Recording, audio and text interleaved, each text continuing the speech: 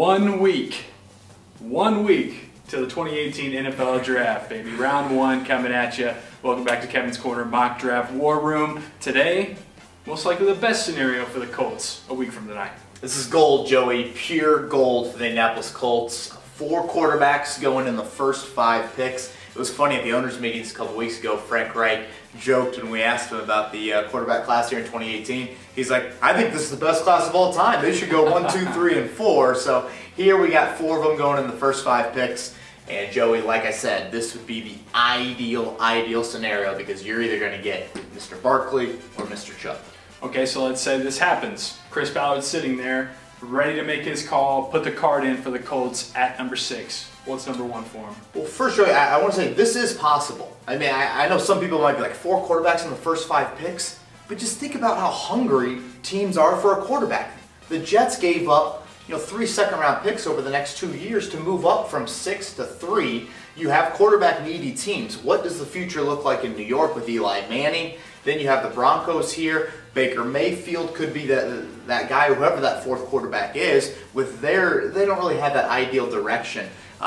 The future for the quarterback in Denver. So I do think this is possible. But if this were to happen, you would be weighing one of these 2 guys. I think it's a pretty obvious choice that, yes, there are other possibilities here, but for me it comes down to Chubb or Barkley. And what does Cleveland do it for? They don't need a quarterback the second time around, obviously. Do they want to pair that young running back with Sam Darnold or Josh Allen or whoever they take at number 1? Or do they want to put another stud pass rusher opposite Myles Garrett? Okay, so number 1. Do you have a preference, Chubb or Barkley, or is it just whatever they're feeling? I mean, honestly, flip a coin. I've always kind of been more of a Chubb guy. I just don't see Barkley falling all the way to 6. I mean, some people consider him the best player in this draft. Is he really going to fall out of the top 5? No matter what, Joey, you are either getting the best non-quarterback on the best offensive player, not in the quarterback position group on the offensive side of the ball, or you're getting the best defender in Bradley Chubb, and a guy that I think a lot of people feel like is similar to Myles Garrett, at least just ranking prospects, a little bit different playing style, but I would lean towards Chubb, and we've had this debate on so many podcasts, but for me, it's the lack of a pass rush, the fewest sacks in a decade the Colts just had last year. In this 4-3 defense, Chubb is the ideal fit for that defensive end spot. And I think there's just a steeper drop from Chubb to the other 4-3 ends versus Barkley to the other running backs in what is supposed to be a very loaded 2018 running back class. Okay, so let's say that this does happen and Barkley and Chubb aren't there for whatever reason. Number 2, you posted on 107fan.com. A lot of people are liking Quenton Nelson and the Colts at 6. This is the most popular name right now, Joey. And again, under this scenario, I'm not taking Nelson over Chubb or Barkley, but I think it's something to explore.